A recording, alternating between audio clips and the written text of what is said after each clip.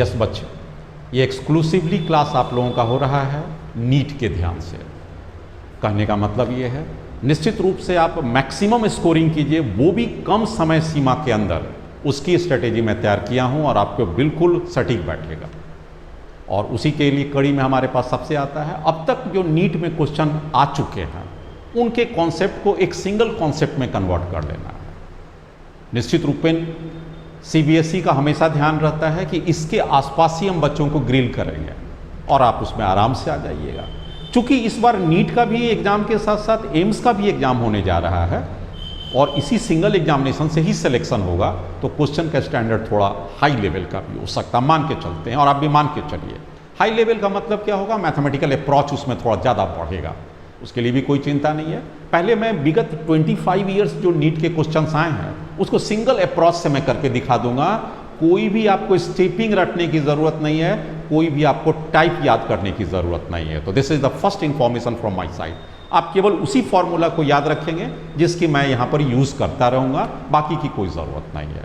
तो ये हमारा जो पहला क्लास हो रहा है इसमें हम लोग कहाँ चलेंगे, सबसे पहले इलेक्ट्रोस्टैट से स्टार्ट कर रहे हैं इस सीरीज का नंबर 1 में। इसके अंतर्गत क्या रहेगा, चार्ज रहेगा, पूरा फोर्स रहेगा, इलेक्ट्रिक फील्ड रहेगा, इलेक्ट्रिक पोटेंशियल रहेगा, इलेक्ट्रिक पोटेंशियल एनर्जी रहेगा, डाइपोल रहेगा, डाइपोल से रिलेटेड ऑल टॉपिक्स उसमें कंसर्न रहेंगे।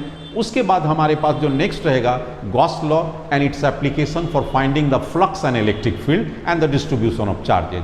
मतलब कैपेसिटर छोड़कर सारा कुछ इसके अंतर्गत आज के सीरीज 1 में आ जाएगा, वो भी किसका, नीट का। जैसे ही नीट का सीरीज कल तक में खत्म हो जाता है मैं तुरंत डाल दूंगा आपके पास एम्स का पूरा इलेक्ट्रोस्टैटिक्स का। एम्स का कहने का मतलब है कि एम्स की जो स्टैंडर्ड थी जिसके बारे में लोगों का भ्रांतियाँ रहती है कि वो टफ रहते हैं, क्या टफ है वो आप भी खुद बना के देख लेंगे सिंगल कॉन्सेप्ट से। मेरी खासियत क्या रहेगा, मैं कभी टाइप नहीं बताऊंगा, मुझे टाइप आता भी नहीं है और टाइप की ज़रूरत पड़ता भी नहीं है। Single approach, solve all problem.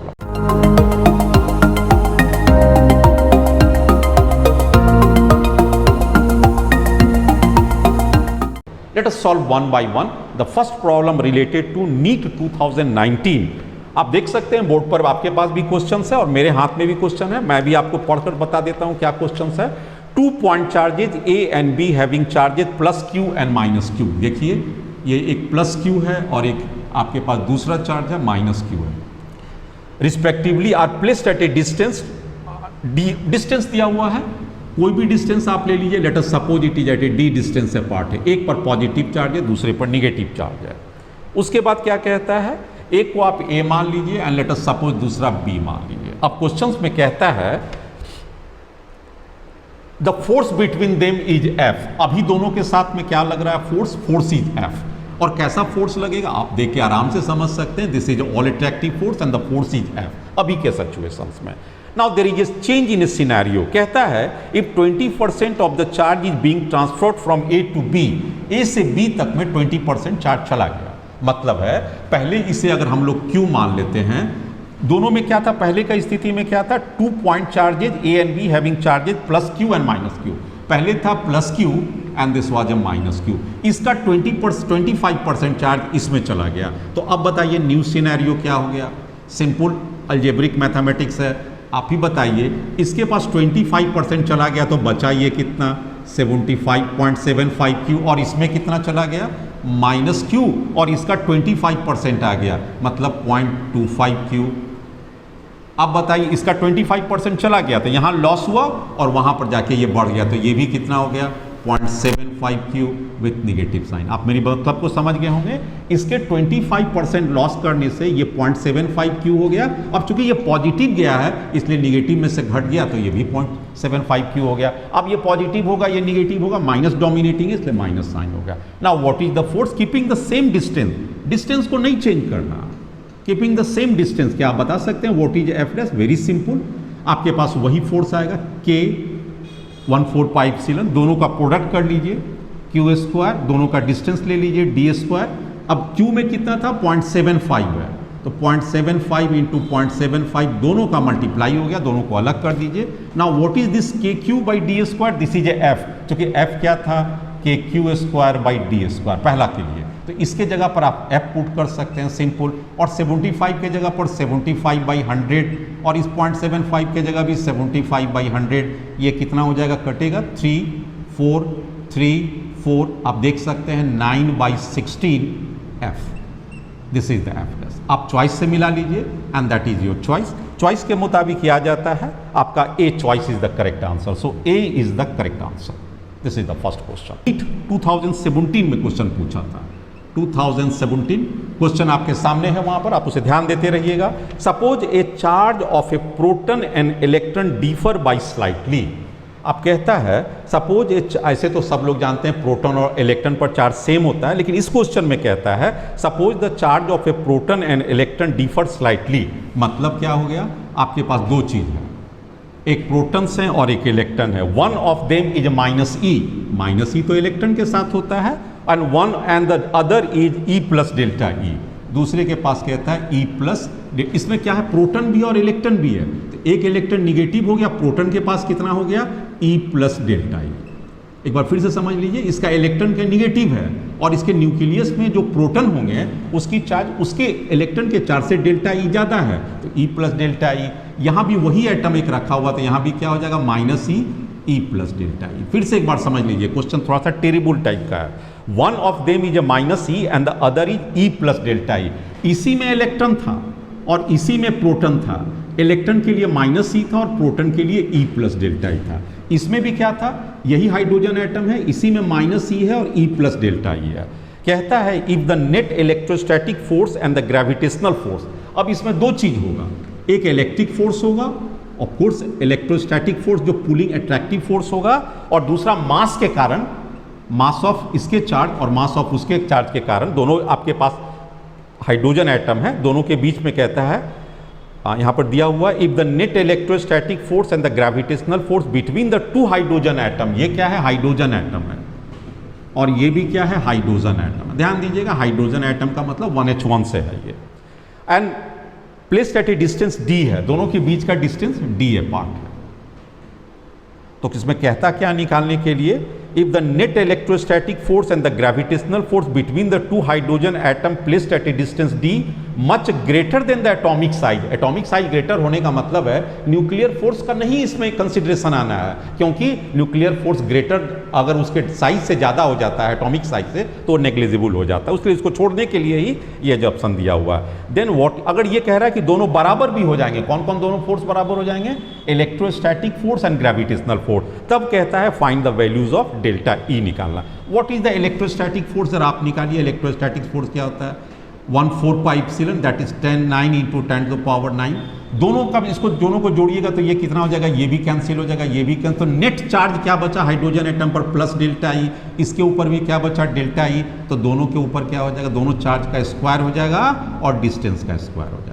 This is the electrostatic. कहता है ग्रेविटेशनल फोर्स के बराबर है, ग्रेविटेशन जी का वैल्यू 6.67 × 10⁻11 इंटू मास का स्क्वायर। मास हाइड्रोजन एटम का क्या होगा, मास ऑफ ए प्रोटॉन के बराबर है। मास ऑफ प्रोटॉन दिया हुआ भी है 1.67 × 10⁻27 मास का स्क्वायर और डिस्टेंस का स्क्वायर। कहता है ये दोनों बराबर है, अगर ये दोनों बराबर है तो ये दोनों बराबर हो जाएगा। इस दोनों को बराबर करेंगे तो क्या हो जाएगा, d² कटेगा और ΔE बचेगा। उस ΔE में पूछता है आपको क्या आएगा, जब आप इसको कैलकुलेशंस करते हैं, मेरे पास कैलकुलेशंस है, तो ये वैल्यू आ गया है लगभग 1.5 × 10⁻37 एंड ऑफ कोर्स कूलम। तो दैट इज योर आंसर। आपका आंसर से चॉइस में देख लीजिए और टिक लगा लीजिए। सिंपल हो गया। क्या लॉजिक था कि electric field is equal to gravitational field, दोनों को इक्वेट किए, डिस्टेंस चाहे जो भी हो दोनों कैंसिल हो गया, आप आराम से चार्ज निकालिए। इस तरह से ये दूसरा 2017 के भी क्वेश्चन सॉल्व हो गई। इस क्वेश्चन 2013 में पूछे गए थे, इस क्वेश्चन को देखिएगा, 2013 का क्वेश्चन आपके सामने है, वहां पर आप इस क्वेश्चन को देखिए। कहता है 2 pith balls carrying equal charges are suspended from a common point. तो ये एक कॉमन पॉइंट है और 2 पिथ बॉल जिसके ऊपर चार्ज डाल सके, इंसुलेटिंग रहता है और चार्ज भी रहता है, ये पिथ बॉल है, दोनों को एक कॉमन जगह से लटका के रखा गया है। ऑफ इक्वल लेंथ, इसकी लेंथ भी L है, इसकी लेंथ भी है, दोनों के ऊपर चार्ज भी सेम है, इसके ऊपर भी चार्ज Q और इसके ऊपर भी चार्ज Q।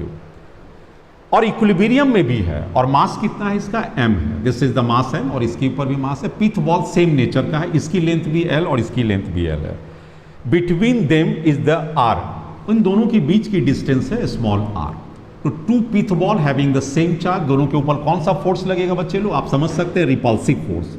उसके ऊपर भी कौन सा फोर्स लगेगा, repulsive force. What is this value, के दोनों के ऊपर का गुना कर दीजिए क्यू स्क्वायर, और डिस्टेंस आर दिया हुआ है R square, this is the electrostatic force. एक फोर्स और लगेगा, that is called gravitational force, और ये इसमें टेंशन लगेगा। Let us suppose this angle is theta, और ये भी थीटा हो गया। ये आपका पहला इक्वेशन पाता हुआ, आप इसे सॉल्व करेंगे हम लोग। आगे क्या कहता है इसी क्वेश्चन में, now the strings are clamped, अब स्ट्रिंग्स को क्लैम्प्ड कर दिया गया, clamped rigidly at half of its height, अब इसके हाइट से हाफ पर कर दिया। मान लीजिए इसकी हाइट को आप y ले लीजिए, तो अब क्या कहता है कि इसकी ही दूसरा फिगर आप बना लीजिए, तो अब इसके y/2 को छोड़ दीजिए, यहाँ पर से सस्पेंडेड था, अब कहता है कि अब इसको क्लैम्प, यहाँ पर आपने क्लैम्प कर दिया, तो अब आपके पास क्या हो गया, एक चार्ज यहाँ पर, एक चार्ज यहाँ पर है, चार्ज सेम है, मास भी सेम है, लेकिन उन दोनों का डिस्टेंस तो अब सेम होगा नहीं, तो let us suppose distance is r dash. यहाँ पर एक बार फिर इलेक्ट्रोस्टैटिक फोर्स लगेगा, F डैश कर दीजिए, इस पर भी लगेगा F डैश कर दीजिए। अब कहता है कि ये हाइट आपका बदल गया है, ये हाफ हो गया, तो ये पहले पूरा y था, बीच में क्लैम्प किए तो ये भी y/2 आ गया। तो कहता है कि इस r डैश में और इस r में रिलेशनशिप एस्टैब्लिश करने के लिए there are many relations are given. आप क्या करेंगे, कुछ भी नहीं करना, जैसे कि फोर्स वहां पर निकाल चुके हैं, आप इसे ऐसे कर लीजिए, ये वैल्यू कितना हो गया, r/2 हो गया। एक वेक्टर का आपने अप्रोच ले लीजिए, यहां पर देखिए, जब आप फोर्स लेते हैं तो कौन सा आपके पास आ जाता है, फोर्स की वैल्यू लेते हैं, इसको हम लोग लामिस थ्योरम का इस्तेमाल कीजिए, ये फोर्स को हटा दीजिए, तो ये वाला एंगल कितना हो गया, ये भी थीटा हो गया, तो ये पूरा एंगल कितना हो गया, ये दोनों वेक्टर के बीच में 180 minus theta, sine 180 degree minus theta. दूसरा mg ले लीजिए, अब बल ये कितना हो जाएगा, mg लेते हैं ये वाला, तो mg फोर्स को हटा दीजिए तो 90 प्लस थीटा हो जाएगा, साइन 90 प्लस थीटा, ये दोनों चीज आ गया। इसका मतलब हो गया f sine theta equal to mg cos theta, आपके पास ये इक्वेशंस आ गए। अब यहाँ पर साइन थीटा की वैल्यूज है, तो आप हम लोग इसे तोड़ सकते हैं, sine theta by cos theta tan theta आ जाएगा, और ये mg आ जाएगा। This is the first equation.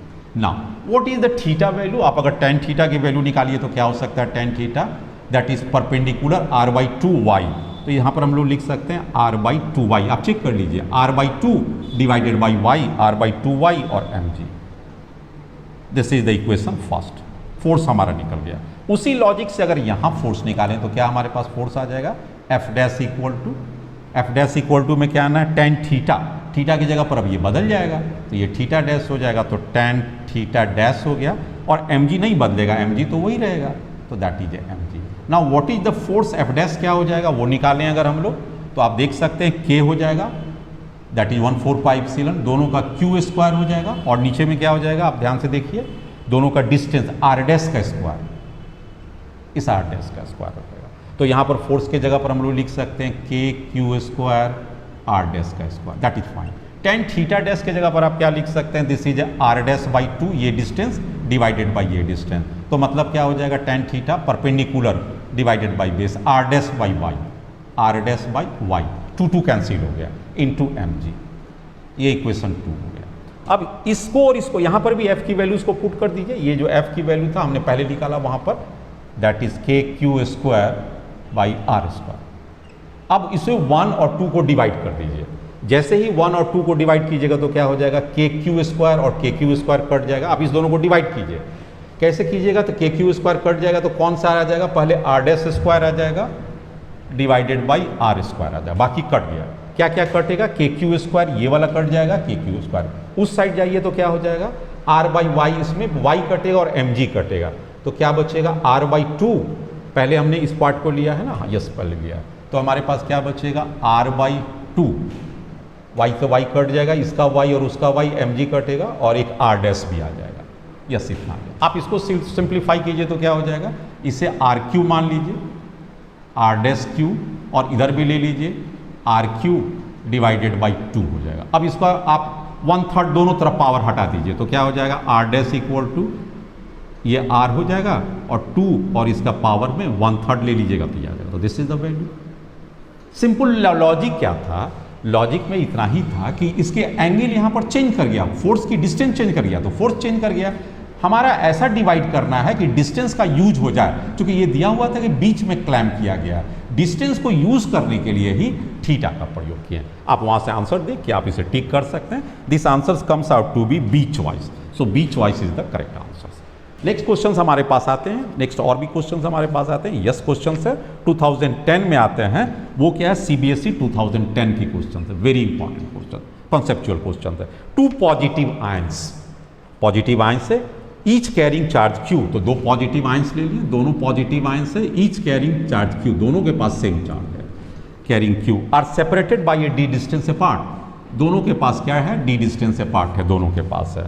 If F is the force of repulsion, yes दोनों के बीच में क्या कहता है, if F is the force of repulsion, दोनों में लगेगा ही, सेम चार्ज है, between the ions, then the number of electron missing from each ion, मतलब आपको क्या निकालना है, N equal to number of electrons missing, इसमें कितना इलेक्ट्रॉन निकला है कि ये पॉजिटिव आयन बचा, इसमें से भी कितना इलेक्ट्रॉन निकला है कि पॉजिटिव, एक से कितना निकलेगा आपको ये निकालना, वेरी सिंपल।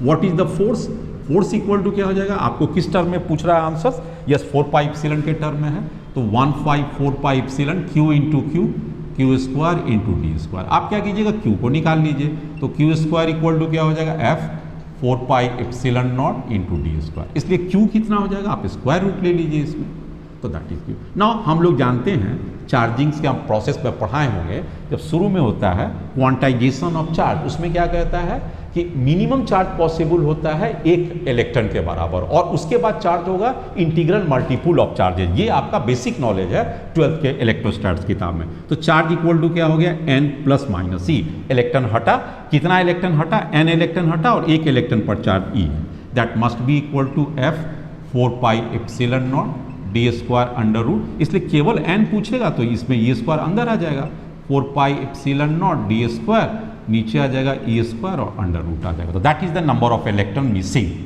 आप आसानी से सवाल को बना लीजिएगा, इसमें चॉइस आ रहा है आपके पास, C choice is the correct है, 4F, yes C choice is the correct answer. आप इसे नोट करते जाइएगा, आप अपने नोट्स बुक बनाइए और उसमें पॉज कीजिए, नोट करते चलिए, इस तरह से आपके पास पूरा, याद रखिएगा 25 साल के क्वेश्चन आप सॉल्व कर रहे हैं, and this is the limit of A CBSE, इससे बाहर का नहीं पूछेगा। और इसमें भी आप मजबूती कैसे कर दीजिएगा, सारे एम्स के क्वेश्चन भी लगा डालिए, और इसी कॉन्सेप्ट से वो भी बन जाएगा, और मैं खुद बना के दिखा दूंगा आपका। नेक्स्ट क्वेश्चन आपके पास आता है, थोड़ा सा ये ट्रिकी क्वेश्चन है, आप जरा ध्यान से देखिएगा। कहता है 2 आइडेंटिकल चार्ज स्फेयर्स, 2 आइडेंटिकल्स हैं, 2 identical charge sphere suspended from a common point, तो जब सेम होगा तो रिपल्सन लगेगा, इसलिए एक दूसरे से दूर चलेगा। 2 identical charge sphere suspended from a common point by 2 massless strings of length L, ये भी लेंथ L है और ये भी लेंथ L है, are initially at a distance D, दोनों के पास की डिस्टेंस शुरुआती दौर में D है, and this D is according to question very very smaller than length of the string. The charge begins to leak, charge क्या कर रहा है, लीक कर रहा है, चार्ज लीक कर रहा है, मतलब निकलना स्टार्ट कर दिया, छेद होगा, लीक कर रहा होगा, फ्रॉम बोथ द स्फीयर, दोनों से कर रहा है, at a constant rate, charge का लीकिंग का रेट क्या दिया हुआ, dq by dt, this is called leaking of charge, and this is a constant, let us suppose it is c, ये कांस्टेंट है, ये अकॉर्डिंग टू क्वेश्चन है।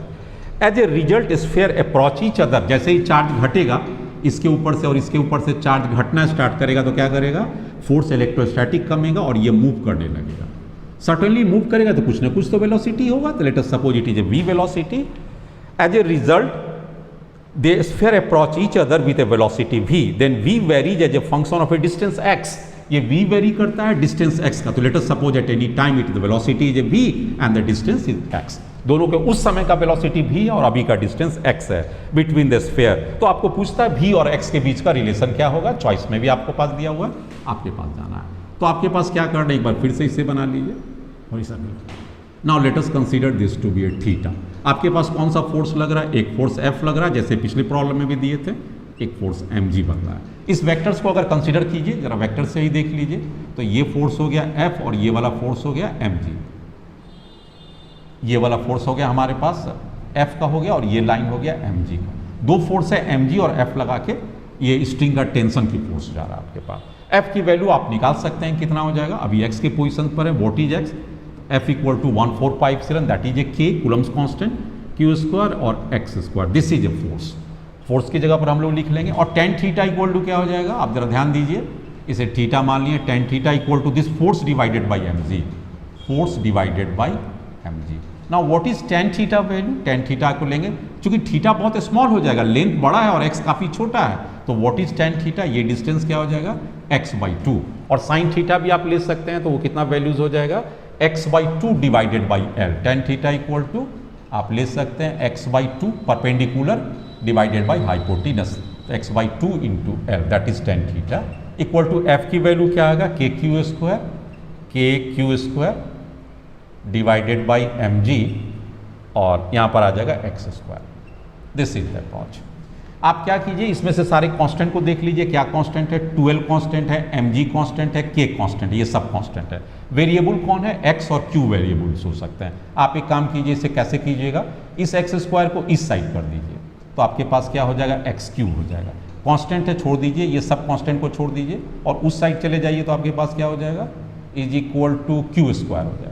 आप इसे यहाँ पर चले जाइए, इस बात को हम लोग ध्यान मान के चले कि ये एक्स क्यू कैसे, और सब टर्म कहाँ चला गया, तो कांस्टेंट में साथ आ गया, इस तरफ कांस्टेंट या उस तरफ किसी तरफ ले लीजिए। एक बार फिर से देखिए, एक्स स्क्वायर एक्स है तो एक्स क्यू हो जाएगा, 12 कांस्टेंट के constant m g q square. अब इसका डिफ्रेंशिएट कर दीजिए, क्योंकि आपका चार्ज घट रहा है, चार्ज को डिफ्रेंशिएशन करने के लिए क्या कीजिएगा, पहले क्यू को अलग कर लीजिए, तो व्हाट इज क्यू, कांस्टेंट को छोड़ दीजिए, कांस्टेंट कांस्टेंट और एक्स इक्वल टू क्या हो जाएगा 3/2। अब आपको इसको डिफ्रेंशिएट कीजिए तो क्या हो जाएगा D Q by D T, that is a constant of course, C अलग से एक कांस्टेंट है, इसको जरा डिफ्रेंशिएट कीजिए तो कितना हो जाएगा 3/2 into x to the power 3/2 minus 1। इसका मतलब हो गया d Q by D t, यही तो आपको पूछ, d Q by D t हो गया रेट ऑफ चार्ज लूजिंग, जो लूज कर रहा है, 3/2 कांस्टेंट, ये भी एक तरह से कांस्टेंट ही हो गया, उसको भी हटा दीजिए, 3/2 में से हाफ गया, x to the power half हो जाएगा, दैट इज हाफ हो जाएगा हमारे पास।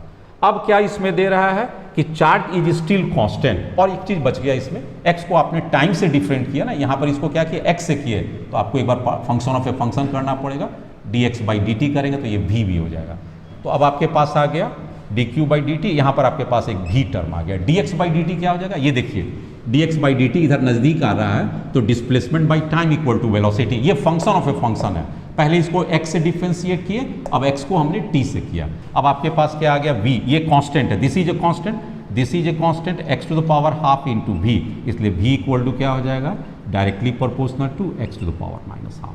तो that is the one of the choice है, इसमें ये चॉइस है, कौन सा चॉइस आता है, B choice is the correct है, आप उसमें से टिक लगा लीजिए, B choice is the correct. This is a little difficult question, लेकिन ऐसे क्वेश्चन आता है तो थोड़ा सा आप मेमोरी में रखिए। लेकिन अभी भी मैं बता दूं, प्रिलिमिनरी डिफरेंशिएशंस का यूज हुआ है, हल्का सा कॉम्बिनेशन ऑफ ट्रायंगल प्रॉपर्टीज का यूज हुआ है, बाकी ये प्रॉब्लम इजीली सॉल्व हो गया। ये भी डिफिकल्टी लेवल पर, इतना भी डिफिकल्टी बहुत कम से कम आएंगे आपके पास, जो आप अगले क्वेश्चन से देख सकते हैं। कहता है two parallel infinite line charges, ये कब का क्वेश्चन पूछा गया है, 2019 का पूछा गया है। Two parallel infinite line charges, ये देखिए बहुत बड़ा चार्ज है, पैरेलल है, इनफिनाइट लाइन चार्जेज है, having linear charge density lambda, इसके ऊपर लैम्डा दिया हुआ है और एक दूसरा भी चार्ज दिया हुआ है, लेकिन उसके ऊपर निगेटिव चार्ज दिया हुआ है, according to the question it is a minus. Infinitely line charge, इस बात याद रखिएगा, सीट चार्ज नहीं है, this is a line charge है, and they are separated by a distance 2r, दोनों के बीच की डिस्टेंस 2r है। पूछता है what is the electric field Midway between them, यहाँ पर इलेक्ट्रिक फील्ड P पॉइंट पर मिडवे, मतलब इधर से भी r और इधर से भी r होगा। देखिए क्या लेना है आपको, ये लाइन चार्ज है, इसकी इलेक्ट्रिक फील्ड किधर जाएगी, आप यहाँ पर आ जाइए, इस साइड है, ये निगेटिव है, इसकी भी इलेक्ट्रिक फील्ड आएगा, पॉजिटिव से गया निगेटिव से आएगा, तो इस दिशा में दोनों का नेचर क्या हो गया, सेम नेचर, इधर ही जा रहा है, इसलिए यहाँ पर इलेक्ट्रिक फील्ड इस दोनों का एडिटिव नेचर हो जाएगा। सिंगल लाइन चार्ज के लिए आप लोगों को याद रखिएगा what is electric field, lambda 2 pi epsilon naught into r, ये फॉर्मूला बेस्ट इंपॉर्टेंट है, बोर्ड लेवल पर आपने पढ़ा होगा। What is the electric field due to line charge, long line charge, lambda 2 pi, ये इधर गया और ये भी तो उतना ही, और इसका भी लैम्डा लेना है, तो दूसरा भी आपका उधर ही हो जाएगा, वो भी वैल्यू कितना हो जाएगा 2 पाई एप्सिलॉन नॉट आर, यहाँ माइनस नहीं लेंगे क्योंकि आप डायरेक्शन ले चुके हैं, तो साइन को छोड़ देना है, इसलिए what is the E resultant, दोनों का जोड़ हो जाएगा, दोनों को आप जोड़िएगा तो pi epsilon naught r, that is so simple question. Choice आपका दिया हुआ, this choice is equal to B choice is the correct. So this is the B choice, आप बी चॉइस से चूज कर लीजिए और टिक। नीट 2018 में क्वेश्चन आया, ये भी इलेक्ट्रोस्टैट्स का है। An electron falls from rest through a vertical height h। तो एक इलेक्ट्रॉन्स है, h हाइट से ये फॉल कर रहा है, ये इलेक्ट्रॉन्स है, ध्यान दीजिएगा। Through a vertical height h in a uniform and A vertical upward direction electric field. एक इलेक्ट्रिक फील्ड है जो अपवर्ड जा रहा है ऐसे, इस डायरेक्शन में इलेक्ट्रिक फील्ड है, तो क्या करेगा, इस इलेक्ट्रॉन को नीचे खींचेगा और नीचे कितना हाइट तक गिरेगा, h हाइट तक। इनिशियल वेलोसिटी जब भी किसी को छोड़ा जाता है, ये इलेक्ट्रॉन किधर जाएगा, इलेक्ट्रिक फील्ड इसको नीचे खींचेगा। कितना फोर्स लगेगा, E इंटू ई लगेगा। कितना एक्सीलरेशन हो जाएगा इसका, E divided by mass of electron. Force divided by mass is equal to acceleration. अब नीचे यहां से यहां तक आने में कितना समय लगेगा, इसको आप आराम से निकाल सकते हैं। तो व्हाट इज टाइम t, ये निकालना है। तो आपके पास क्या हो जाएगा, h equal to U T, U zero इसे छोड़ दीजिए, हाफ a के जगह पर E by M, acceleration equal to और टी स्क्वायर जो आपका पहला टाइम t इलेक्ट्रॉन का स्क्वायर। तो what is T E, 2hm divided by E into E, आप इसे नोट कर लीजिए। दिस इज द फॉल, इसको यहां से यहां तक आने में इतना समय लगेगा। अब क्या कहता है, कहता है direction of the E is reversed. अब क्या किया, डायरेक्शन ऑफ ई को रिवर्स कर दिया, मतलब इस दिशा में कर दिया। और आपके पास ये प्रोटॉन है, is reverse and its magnitude same, magnitude अभी भी वही रखा है same. A proton is allowed to fall, a proton को सेम डिस्टेंस गिरने देना है, उसको भी अब सेम है। इसको कैजल फोर्स कितना लगेगा इसके ऊपर, प्रोटॉन का चार्ज कितना होता है हम लोग जानते हैं, ई। फोर्स कितना लगेगा, ई, और मास किसका लगेगा, मास ऑफ प्रोटॉन का, और ये नीचे खींचेगा। अब इसकी टाइमिंग कितना हो जाएगा गिरने का, time of proton 2h, mass of यहाँ इलेक्ट्रॉन था, यहाँ मास ऑफ प्रोटॉन हो गया, और ई दोनों का सेम है, क्योंकि प्रोटॉन का चार्ज और इलेक्ट्रॉन का चार्ज तो सेम होता है। तो कहता है the time of fall of a electron to the time of a fall of a proton, ये कौन ज़्यादा बड़ा होगा, t e by t p. मतलब क्या हो जाएगा, m e divided by m p under root. M e का मास कम होता है कंपेयर टू 1500 से बहुत कम होता है, इसलिए हम लोग लिख सकते हैं T E very very smaller then T P, very very smaller then T P. कितना होगा, दोनों मास का रेशियो अंडर रूट कर लीजिए, ये वैल्यू आ जाएगा। तो 10 टाइम्स ग्रेटर नहीं, 5 टाइम्स ग्रेटर नहीं, smaller, of course smaller. So C choice is the correct answer. आप चॉइस में से चूज कीजिए, C is the correct answer. CBSE AIPMT 2015, चलिए इसमें क्या कहता है, the electric field in a certain region is acting radially outward and is given by E is equal to AR। A is a constant और R radial distance है, इसके मतलब E very करेगा पोजीशन आर पर।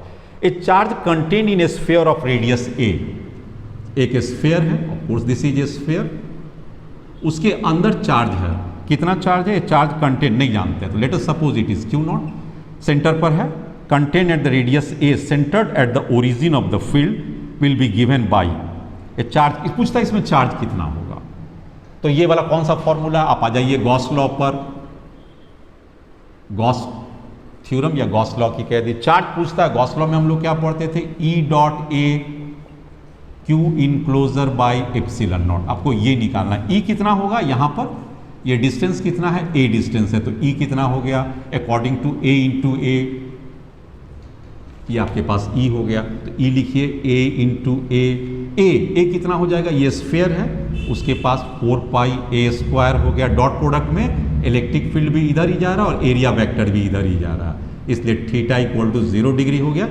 Cos 0 equal to 1। Charge enclosure हमने पूछा Q0 मान लिया और एप्सिलॉन नॉट, तो that is answer. What is Q, तो ये आपके आ जाएगा 4 pi A Q epsilon naught, that is your answer. Gauss law का एकदम छोटा सा एप्लीकेशन, 1 मिनट के अंदर बन जाएगा, तो इसका आंसर हो जाएगा C choice, 4 pi A Q and A capital A, that is correct answer. तो आप इसे भी नोट कर लीजिए। नेक्स्ट क्वेश्चन के लिए हम लोग फोकस करते हैं।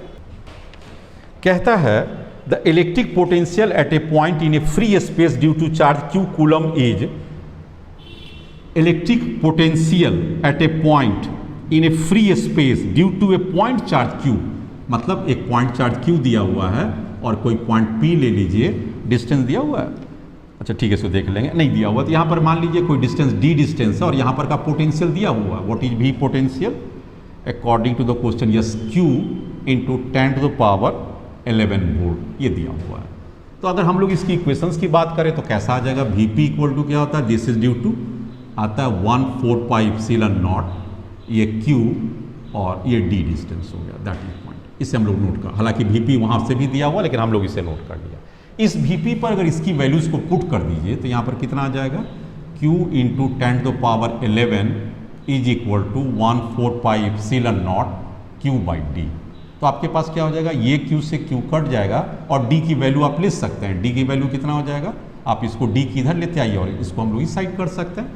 इसको K के टर्म में भी लिख सकते हैं, मान लीजिए इतना देने की क्या जरूरत है, हम लोग इसको K के ही टर्म में रखिए तो क्या हो जाएगा, D equal to K divided by 10⁻11। ये हमने निकाल लिया। डिस्टेंस कितना आ गया, इन टर्म्स ऑफ K का वैल्यू क्या है, 1/4 पाई एप्सिलॉन है।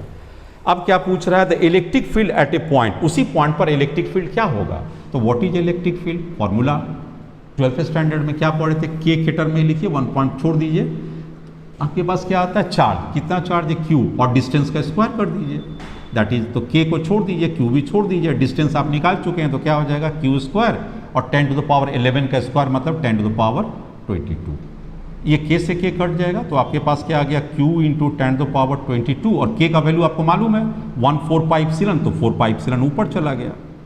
अब आपके पास 4 पाई एप्सिलॉन के टर्म पर आ गया तो 4 पाई एप्सिलॉन Q 10⁻, तो आपके A choice is correct answer. तो this is the A choice. मतलब क्या था, पोटेंशियल दिया हुआ और इलेक्ट्रिक फील्ड निकालने का रहा। पोटेंशियल का ये फॉर्मूला बताइए, फॉर्मूला कितना इजी है, 12th के हर बच्चे लोग जानते हैं, क्या ये पता है, ये भी जानते हैं K का वैल्यू क्या है, तो 1/4 पाई एप्सिलॉन नॉट। तो यहाँ पर तो कोई दिक्कत नहीं है, इसलिए ये सवाल भी सॉल्व हो गया।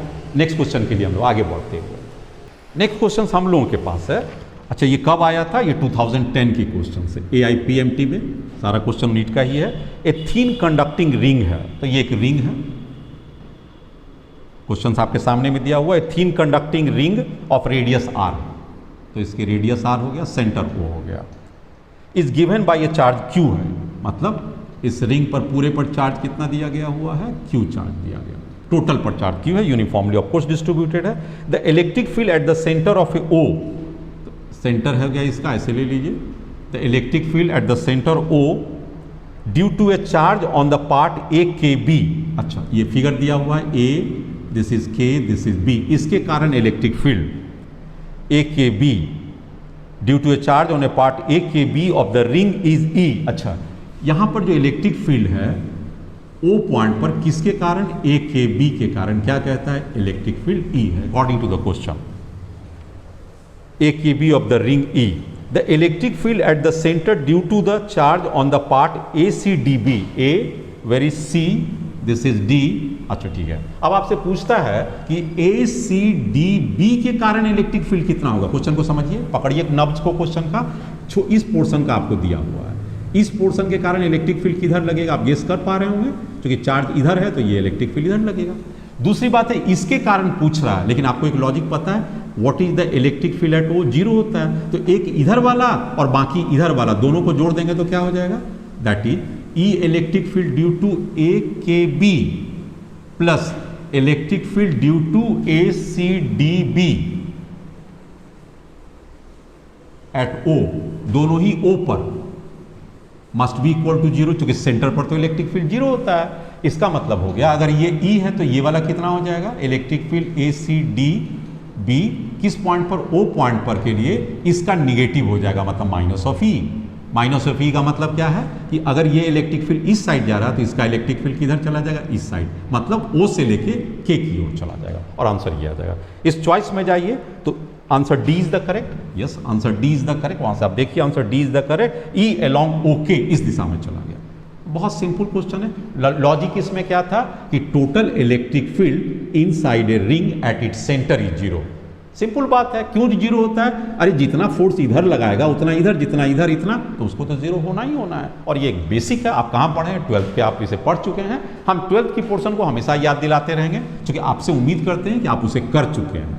नेक्स्ट क्वेश्चन के लिए, ये क्वेश्चन आपको आया है 2016 में, नीट के क्वेश्चन है। An electric dipole at an angle of 30 degree with electric field. Okay, आप वहाँ काफ़ी कुछ पढ़े होंगे। This is the electric dipole and this is the electric field, और बहुत सारे डेरिवेशन पढ़े होंगे, and this angle is 30 degree. ये क्वेश्चन दिया हुआ है। द इलेक्ट्रिक फील्ड इंटेंसिटी ये दिया हुआ, this value is 2 × 10⁵ newton per coulomb, ये दिया हुआ according to the question. It experience a torque equal to 4 newton metre. Yes, अरे जब इलेक्ट्रिक फील्ड में आप डाइपोल को डालिएगा तो टॉर्क लगेगा। टॉर्क कितना होता है आप तो ये जानते होंगे, P क्रॉस E होता है टॉर्क। आप अगर इस वेक्टर को फॉर्म में तोड़ दीजिए, मैग्नीट्यूड में ले लें तो कितना हो जाएगा, PE और कोस साइन थीटा। तो दिस इज टॉर्क। तो इसमें टॉर्क भी लग रहा है, और टॉर्क कितना लग रहा है, 4 newton metre. Torque is given, ये भी दिया हुआ। तो आप यहाँ पुट कर दीजिए 4 न्यूटन मीटर, ये टॉर्क लग रहा है। Find the charge on a dipole. Yes, charge कितना होगा, Q × distance, distance distance distance 2 centimetre.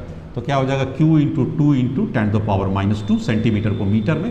E की वैल्यू को यहाँ से पकड़ लीजिए, 2 × 10⁵ साइन थीटा, साइन 30 हाफ। इससे आप Q की वैल्यू निकल चुका है यहाँ से। न्यूटन मीटर यूनिट, इसे हटा दीजिए। ये बोलिए 2 से 2 कट गया, अब क्या करें क्या करें क्या करें, यहाँ से 2 से ये 2 कट गया, अब क्या करें क्या करें। तो ये Q की वैल्यू आ गई, और 2 इधर कितना हो गया, 5, इधर 2, 3 ऊपर चला जाएगा, माइनस में आ जाएगा, 2 × 10⁻³ कूलम आ गया इतना। तो इसे हम लोग 2 मिली कूलम भी कर सकते हैं। आप चॉइस में चले जाइए, चॉइस में आप चले जाइएगा तो B choice is the correct answer है। आप उसके बी में जाइए और चॉइस पर टिक कीजिए। बढ़िया से समझ लीजिए, टॉर्क इक्वल टू क्या होता है, PE साइन थीटा। टॉर्क दिया हुआ है, E दिया हुआ है, और P इक्वल टू क्या होता है, इलेक्ट्रिक डाइपोल मोमेंट है। आप क्या पढ़े, Q × D। तो इसमें Q निकालना है, D दिया हुआ है, E दिया हुआ है, टॉर्क दिया हुआ है। सिंपल क्वेश्चन है, formula based 1 liner question. Next question पर आ जाइए। एक बार कहता है कि ये हमारे पास है, बड़ा अच्छा क्वेश्चन है। ये AIPMT 12 में आया था, 12 में क्वेश्चन है। AIPMT 12 का क्वेश्चन है। An electric dipole moment P is a placed, question को पढ़िए, लैंग्वेज ये है। An electric dipole moment P is placed in A electric field of intensity E। मतलब फिर से वही क्वेश्चन, ये डाइपोल मोमेंट हो गया, इलेक्ट्रिक फील्ड इंटेंसिटी E हो गया। And let us suppose it makes an angle. Simple चीज है, 12th में आप कई बार पढ़ें। The dipole acquire a position such that the axis of a dipole makes an angle theta. This is the axis of dipole, electric field से theta angle बनाता है with the direction of a field. Assuming the potential energy of the dipole is 0 when theta equal to 90 degree. याद कीजिए आपने derivation में, जब आपने यहाँ E दिया था और P दिया था इस जगह पर, तो पहला एजम्पशन क्या था, theta equal to 90 degree and then potential energy equal to 0। ये एजम्पशन हम लोग किताब में पढ़ा था, NCERT की किताब में, और उसी की लैंग्वेज को लिख रहा है। Then torque and potential energy of the dipole. इसका टॉर्क क्या होगा, अभी अभी फॉर्मूला लिखे थे, टॉर्क क्या होगा, P क्रॉस E। अब टॉर्क के बारे में मैग्नीट्यूड आई है तो PE sine theta, and potential energy U, potential energy क्या पढ़े थे आप लोग, PE कॉस थीटा। तो दैट इज द टॉर्क। तो आपसे पहले पूछता टॉर्क, तो टॉर्क क्या हो गया, PE sine theta, of course ये चॉइस है, and potential energy minus E। इस choice is the correct answer. आसानी से टिक मारिए, एकदम लॉलीपॉप क्वेश्चन, बोल्ड कीजिए इसको। ये आया 2007 में, AIPMT 2007। बढ़िया क्वेश्चन है, इजी क्वेश्चन है। 3 point charges Q minus Q and plus Q है। 3 पॉइंट चार्जेस हैं, Q minus Q and plus Q are placed at a point x equal to 0, y equal to 0, z equal to 0। तो coordinate system है, तो एक coordinate आप ले लीजिए। पहला पॉइंट प्लस Q है, और कहाँ पर है ये पॉइंट है, ये कहता है x equal to 0, y equal to a, y equal to 0, नहीं, first point x equal y equal to a and z equal to 0, पहला कोऑर्डिनेट है। यहाँ पर कितना चार्ज आ गया, प्लस Q है, ठीक है। ये ओरिजिन है, दैट इज कॉल्ड 0 0 0 0 0 पकड़ लीजिए, कोऑर्डिनेट कोड कीजिए, एंड इतना है माइनस 2Q चार्ज कहाँ पर है, 0 0 0, यहाँ पर माइनस 2Q चार्ज कहता है, मतलब ओरिजिन पर हो गया। और उसके बाद क्या कहता है, थर्ड चार्ज का लोकेशन कहाँ पर है, x equal to a, y 0, z 0। x equal to ये x एक्सिस है, ये y एक्सिस है, तो ये पॉइंट आपके पास है। यहाँ पर भी एक चार्ज है, इसकी कोऑर्डिनेट क्या कहता है, x equal to a, y equal to 0 and z equal to 0। तो 3 चार्ज रखा, एक चार्ज को यहाँ पर है, इसकी कोऑर्डिनेट ये दिया हुआ है, इसकी कोऑर्डिनेट खुद ओरिजिन पर, और इसकी कोऑर्डिनेट x एक्सिस पर ही एक डिस्टेंस के साथ है, इतना पॉइंट दिया हुआ है। उसके बाद क्या कहता है, the magnitude and the direction of the electric dipole vector of this charges are. अब उसमें से चॉइस दिया हुआ, इसका क्या था, अब यहाँ पर देखिए माइनस 2Q है, तो इसको क्या कीजिए, 2 चार्ज में तोड़ लीजिए।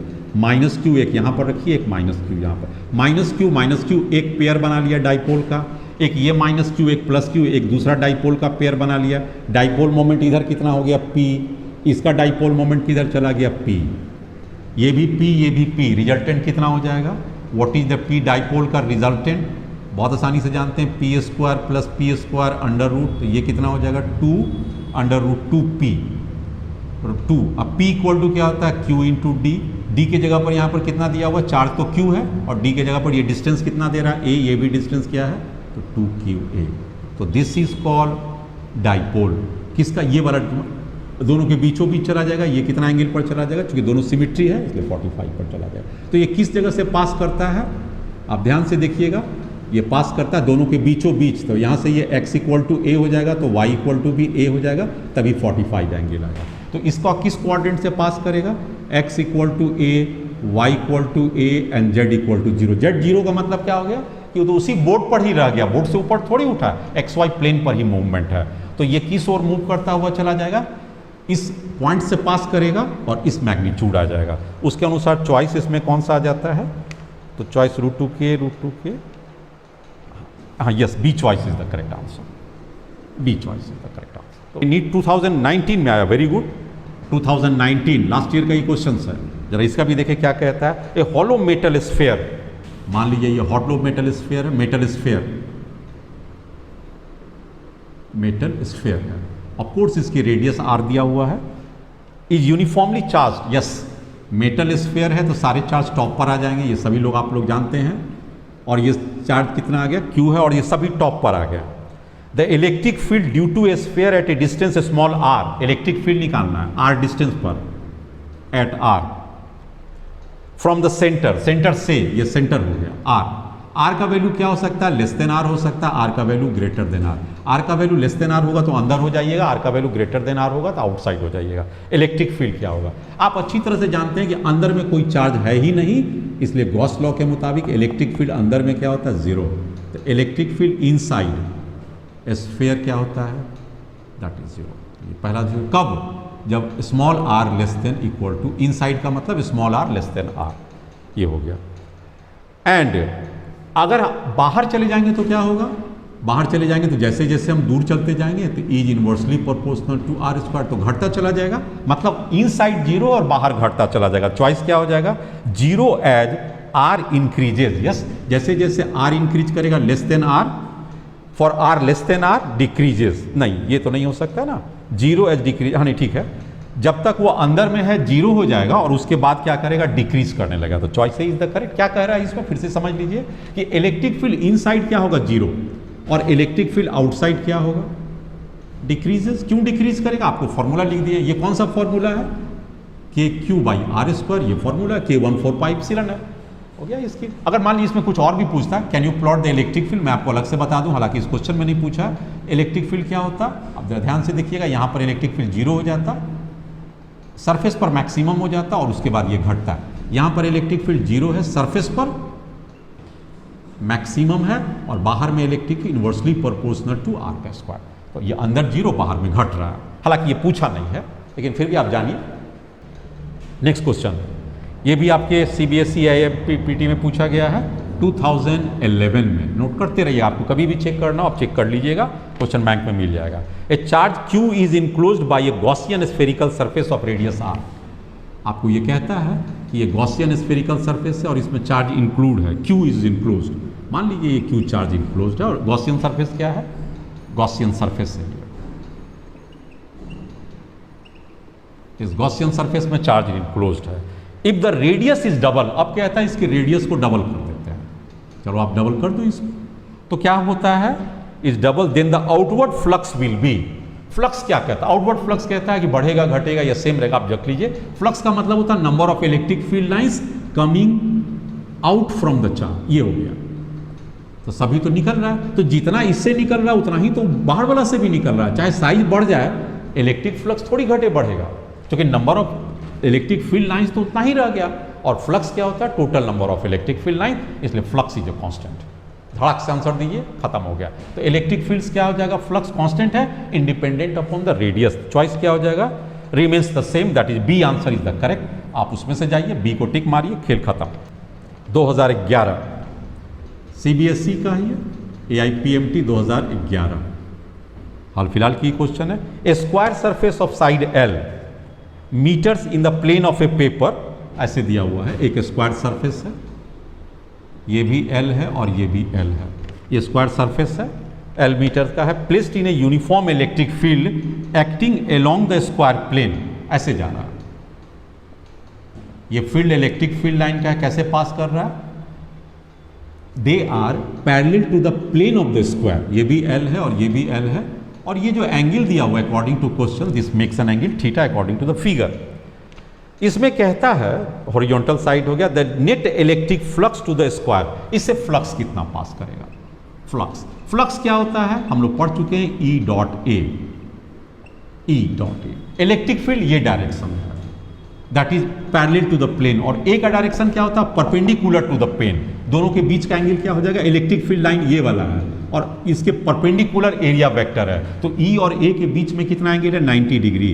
तो ई A cos 90 degree, cos 90 degree का वैल्यू 0 होता है, इसलिए फ्लक्स क्या हो जाएगा? 0। तो आप देख सकते हैं कि बताइए बच्चे लोग कि ये जो इलेक्ट्रिक फील्ड लाइन से इस लाइन के पैरेलल चला गया, प्लेन के पैरेलल चला गया, तो क्या कोई भी इलेक्ट्रिक फील्ड लाइन इसके परपेंडिकुलर पास करेगा?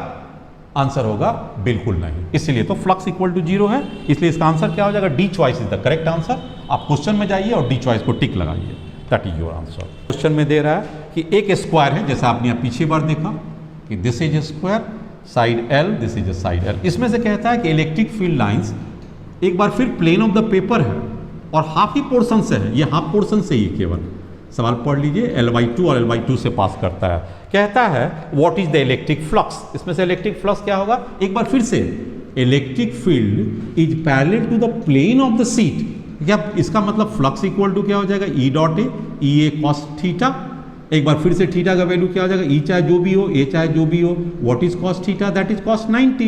इसलिए इस दोनों का वैल्यू का मतलब ही नहीं रह गया और ये फ्लक्स 0 हो गया। मतलब एक बार हो गया कि कोई भी इलेक्ट्रिक फील्ड लाइंस अगर पैरेलल टू द प्लेन पास करता है तो फ्लक्स उसके अंदर कहां पास कर रहा है? No electric field is passing through the inside of the square, therefore इसका आंसर भी 0 हो जाएगा। इसका चॉइस कौन सा आता है? C choice is the correct answer है। आप अपने क्वेश्चन से आंसर से सी को टिक कीजिए। नेक्स्ट क्वेश्चन के लिए हम लोग आगे बढ़ते हुए 2014 नीट की क्वेश्चन है, एक conducting sphere of radius r, तो ये भी वंस अगेन स्फीयर है। कौन सा है? कंडक्टिंग स्फीयर, मतलब मेटल का है, अब रेडियस r है, बहुत सिंपल है। Is given A charge plus q, इन सब के ऊपर चार्ज कितना गया? Plus q charge. Very simple हो गया।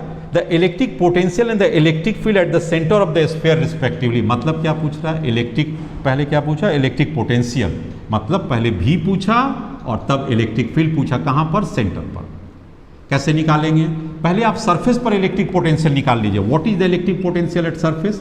1/4 एप्सिलॉन नॉट, चार्ज कितना है? Q और R, और ये पूरा के पूरा कांस्टेंट रहता है, कांस्टेंट इनसाइड, कांस्टेंट इनसाइड, अंदर में नहीं बदलता है बच्चे लोग। ये पूरा के पूरा अंदर में क्या आ गया? कांस्टेंट, इसकी वैल्यूज को नहीं बदलेगा। तो ये इलेक्ट्रिक फील्ड अंदर भी कितना आ जाएगा? सेम, मतलब सरफेस पर भी इतना ही रहेगा, सरफेस पर भी इतना ही रहेगा, इनसाइड भी उतना ही रहेगा, सेंटर पर भी उतना ही रहेगा। कंडक्टिंग का यही नेचर होता है। लेकिन what is the electric field? Electric field तो 0 होता है, सेंटर पर क्या हो जाएगा? 0, क्योंकि इधर से क्या करेगा? इलेक्ट्रिक फील्ड इधर करेगा, इधर वाला क्या करेगा? इधर, इसलिए नेट प्रभाव क्या आ जाएगा बच्चे लोग? That is 0। तो चॉइस कौन सा आ जाएगा? B choice is the correct. B choice में आ गया, एक आपका ये वाला आ गया और दूसरा इलेक्ट्रिक फील्ड क्या आ गया? 0। So B choice is the correct हो गया। मजेदार क्वेश्चन है, आप बिल्कुल टफनेस नहीं लीजिए, कलम कॉपी लीजिए, नोट करते चलिए, नोट्स बना लीजिए और फाइनल तैयार हो जाइए क्रैक करने के लिए 2020 का मैच आपके पॉकेट में। 3 पॉइंट्स है, this is the uniform electric field, और यहां पर दे रहा है आपके पास 3 पॉइंट्स है, this is A, this is B and this point is near about C. Electric field है, यूनिफॉर्म इलेक्ट्रिक फील्ड है। इसमें से पूछता है कि where is the potential maximum? The electric potential is a maximum, कहां पर होगा? Where is the electric potential is a maximum? आपको क्या पता है?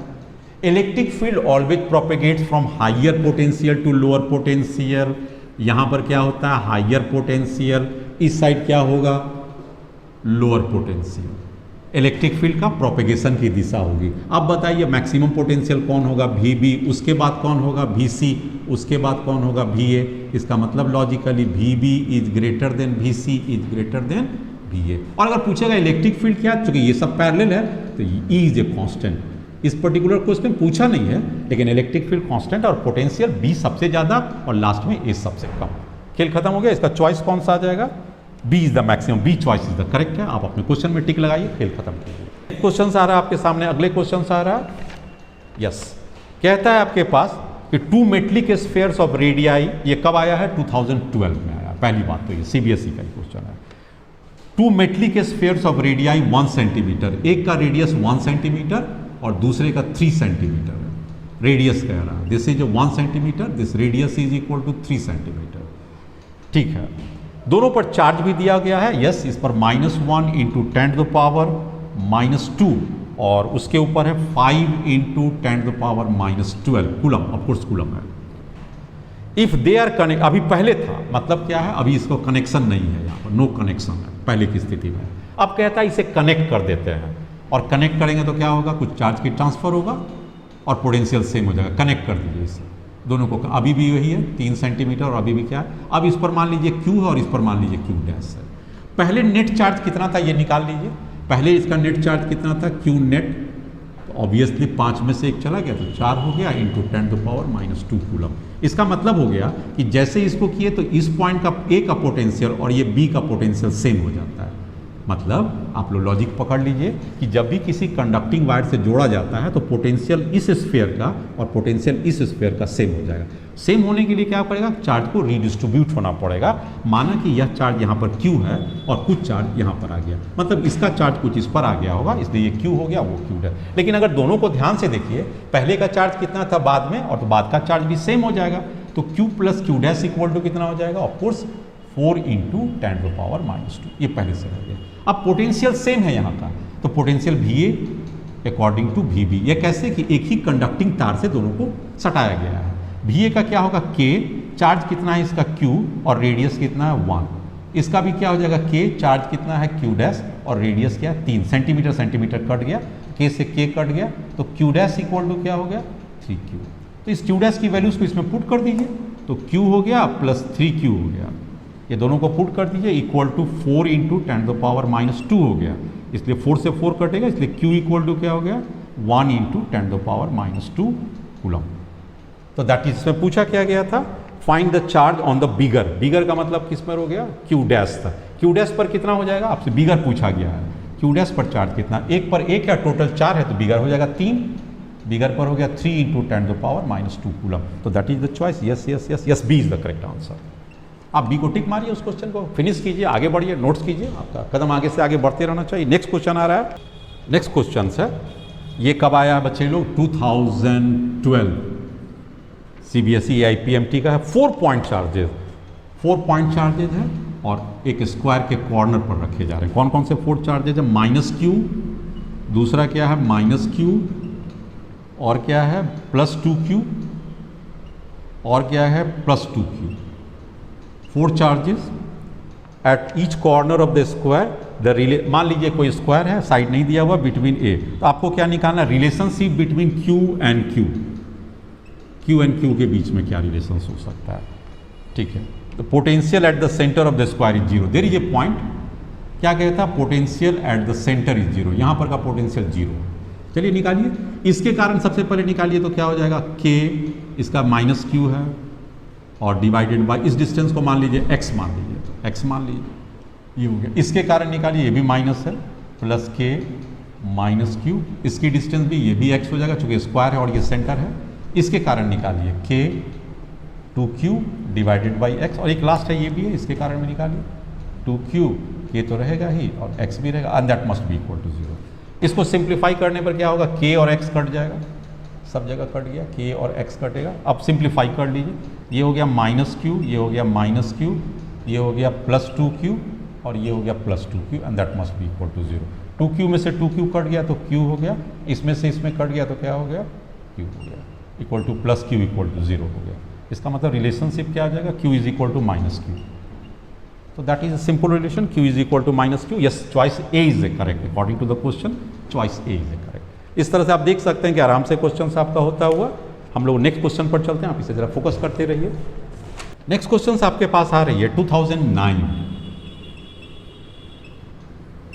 क्वेश्चन जी है 3। अब क्या कहता है, electric potential at a point, yes, potential is a function of XYZ। कैसा फंक्शन है, V is equal to -x² y minus X Z Q plus 4। भी पोजिशन एक्स वाई जेड पर डिपेंड करता है। The electric field at a point आपको निकालना है, find the electric field. अब ई क्या होता है आपको याद रखिएगा, हम समझते हैं बहुत इंपॉर्टेंट क्वेश्चन है ये, हर समय आता है। इलेक्ट्रिक फील्ड क्या होता है आप इसे नोट कीजिएगा, minus del V by del X, और ये आई डायरेक्शन में होता है, एक्स डायरेक्शन के लिए। इलेक्ट्रिक फील्ड क्या होता है, डिफरेंशियल dv बाई dv, और इस d में क्या अंतर है, यहाँ पर v सिर्फ x पर ही वेरी करेगा, y z कांस्टेंट ट्रीट किया जाएगा। जरा इसे डिफरेंशिएट कीजिए तो कितना हो जाएगा, माइनस है तो माइनस तो रह गया, इस x स्क्वायर को करेंगे तो ये 2x माइनस तो रहेगा ही इसका, ये माइनस फॉर्मूला का माइनस है, ये इसका माइनस हो गया तो हो जाएगा 2xy, और इसमें x से करेंगे तो क्या हो जाएगा, x हट जाएगा, z क्यू हो जाएगा, 4 कांस्टेंट है वो 0 हो जाएगा, तो this is the i। Minus minus minus plus सब हट जाएगा, सब माइनस खत्म हो गया, तो ये आपके पास प्लस आ गया और ये i, तो दिस इज ई एक्स हो गया। Now what is E Y, अब की हो जाएगा del V by del Y और जे हो जाएगा। जैसे इसको डिफरेंशिएट कीजिए एक बार, फिर y से करेंगे, y से करेंगे तो x बाहर आ जाएगा, माइनस साइन तो रहेगा ही, ये माइनस एक्स स्क्वायर तो रहेगा ही, इस y को हटा दीजिए और वहाँ पर से आ जाए, ये कांस्टेंट है, ये कांस्टेंट है, 0 हो जाएगा। मतलब क्या हो गया, प्लस एक्स स्क्वायर जे, तो ई वाई इक्वल टू हो गया एक्स स्क्वायर जे। एक और डिफरेंशिएट कीजिए, ई जेड को लीजिए, ई जेड का हो जाएगा delta we delta Z, of course के डायरेक्शन में हो जाएगा। इसको भी कीजिए, माइनस साइन फॉर्मूला का हो गया, वी को जेड से कीजिए, ये 0 हो जाएगा, वो वाला आपके पास बचेगा, माइनस यहाँ पर माइनस हो जाएगा, एक्स हो जाएगा, 3z स्क्वायर हो जाएगा। आप समझ सकते हैं एकदम ईजी डिफ्रेंसिएशन है, कांस्टेंट का था, माइनस माइनस ये भी प्लस हो जाएगा, तो प्लस 3xz स्क्वायर और k हो जाएगा। आप इसमें से चॉइस को ट्विस्ट कर लीजिए, ई का टोटल ई कितना हो जाएगा, E equal to E X I plus E Y J plus E Z K, तीनों को जोड़ कर दीजिए, तो इसमें से चॉइस कितना आ जाता है, 2xy plus Z Q, 2xy Z Q, ये वाला चॉइस आता है, मतलब choice A is the correct. Yes, आपका ए इज द करेक्ट आंसर हो गया, इजीली निकल गया हमारे पास। 8 के पीएमटी में क्या क्वेश्चन आया था, तो concentric spherical shell having radii, कह रहा 3 स्फेरिकल सेल, क्वेश्चन आप पर गौर कीजिएगा, 3 है, इसकी रेडियस ए दिया हुआ है, इसकी रेडियस बी दिया हुआ है, इसकी रेडियस सी दिया हुआ है, और क्या क्या दिया हुआ, चार्ज दिया हुआ, इस पर सिग्मा, एक पर माइनस सिग्मा, इस पर प्लस सिग्मा, क्या है, सरफेस चार्ज डेंसिटी, छोटे वाला पर सिग्मा, बीच वाला पर माइनस सिग्मा, बड़े वाला पर भी सिग्मा रिस्पेक्टिवली है। रेडियस सबका दिया हुआ, एक कंडीशन भी दिया हुआ गिवन है, C equal to A plus B, this is a condition given है। नाउ आपको इसमें से चार्ज वाइज दिया हुआ रिलेशनशिप डेवलप करना है, वीसी वीए और वीबी में क्या हो सकता है। चलिए पोटेंशियल निकालना, पोटेंशियल का फॉर्मूला आप क्या जानते हैं, मुझे तो लगता है आप जानते होंगे, के क्यू बाई आर, के को हटा दीजिए तो 1/4 pi epsilon naught Q divide, general formula, R distance पर क्यू चार्ज के कारण। लेकिन जब सिग्मा के टर्म पर है तो आप सिग्मा के टर्म पर डेवलप कीजिए, कैसे कीजिएगा, 4 पाई आर स्क्वायर, एक क्यू और आर कर दीजिए और सिग्मा ले लीजिए। क्या किया हमने, आर से नीचे मल्टीप्लाई किए, तो ये आर पहले से एक आर था, एक और किया, आर स्क्वायर हो गया, उसको मेकअप करने के लिए आर कर दिए। अब देखिए charge per unit surface area, ये क्या हो गया, sigma R divided by epsilon.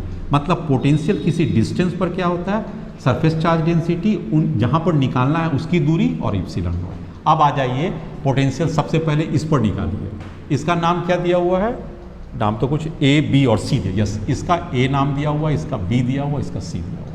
Now what is potential at A, चलिए एक खुद इसके चार्ज, इसका कितना है सिग्मा, ठीक है, डिस्टेंस कितना है ए, और इसका क्या है epsilon not, sigma epsilon not को कॉमन लेके बाहर कर दीजिए, ये तो सब में आएगा। अब इस चार्ज के कारण यहाँ पर पोटेंशियल लेना है, वो क्या होता है, खुद वहाँ का चार्ज और ये डिस्टेंस पूरा के पूरा कांस्टेंट अंदर में कांस्टेंट होता है, तो वो भी कितना हो जाएगा, चार्ज कितना नेचर है, माइनस सिग्मा है, तो ये माइनस आ जाएगा, और डिस्टेंस कितना लेना है, बी लेना है। देखिएगा ध्यान से, आपको कहाँ पर निकालना, पोटेंशियल ए पर, तो यहीं पर का कांस्टेंट हो जाता है और पूरा के पूरा अंदर तक कांस्टेंट ही रहेगा, तो यहाँ पर जो सरफेस पर होगा वो यहाँ पर भी आ जाएगा, और ये डिस्टेंस हम लोग ले लेंगे बी, ठीक है। नेक्स्ट कर लीजिए, सबसे टॉपर वाला का यहाँ तक आएगा तो वो आ जाएगा प्लस सी, तो दैट इज, इसमें हम लोग इसको सिंप्लीफाई कर लीजिए, sigma by epsilon A minus B, C की जगह पर क्या दिया हुआ according to the question, A plus B, put कर दीजिए, इसमें कुछ सिंप्लीफाई होगा, यस, बी बी कट जाएगा, 2a हो जाएगा, तो क्या हो गया, 2 सिग्मा ए एप्सिलॉन नॉट। ये ऐसे भी क्वेश्चन पूछ सकता था कि व्हाट इज पोटेंशियल एट ए, आप आराम से किसके कारण निकालेंगे, एक बार फिर से देख लीजिए, जब ए पॉइंट पर यहाँ पर पोटेंशियल निकालना तो इसका अपना प्लस इसके कारण और प्लस इसके कारण, तीनों के कारण, अपना तो अपने साइज का रहेगा, इसके कारण इसका साइज का, और इसके कारण उसके साइज का रहेगा। नाउ पोटेंशियल एट बी निकालिए क्या होगा, same logic, sigma by epsilon B पर निकालिएगा तो ये वाला भी बी डिस्टेंस पर आ जाएगा, और बी खुद ही बी है इसलिए माइनस बी आ जाएगा, और सी सबसे टॉप पर है और अब बी निकालें तो उसकी डिस्टेंस आ जाएगा, ये दोनों कैंसिल हो गया, इसलिए वी बी क्या हो गया, sigma C by epsilon naught. Now find the V C, C सबसे लास्ट में, तो ये वाला भी चला जाएगा एकदम बाहर में, तो अब क्या हो जाए, पहली बात सिग्मा एप्सिलॉन नॉट को कीजिए, ये वाला भी एकदम पूरा बाहर में लेंगे तो उसकी सी डिस्टेंस हो जाएगी, उसके बाद क्या हो जाएगा, इसके लिए भी लेंगे तो वो भी सी हो जाएगा माइनस सी, और एक बार अपना खुद का सी डिस्टेंस है उसके लिए भी सी, इस सी से इस सी कट गया, अब क्या हो गया, sigma C by epsilon naught. अब देखिए तीनों में रिलेशनशिप क्या है, V B equal to V C साफ नजर आ रहा है and not equal to V A, तो इसमें क्वेश्चन क्या बन गया, V B equal to V C not equal to V A, ये आपका रिलेशनशिप हो गया। आप इसमें से चेक कीजिए कोई चॉइस आता है, yes B choice is the correct है, तो B is the correct choice, इसमें से आप टिक मार दीजिए, B is the final choice हो गया। इस तरह से हम लोग ये भी देखते हैं कि हमारा खत्म हो रहा हो गया। ये देखिए इसमें क्या क्वेश्चन दे रहा है, ध्यान से समझिए।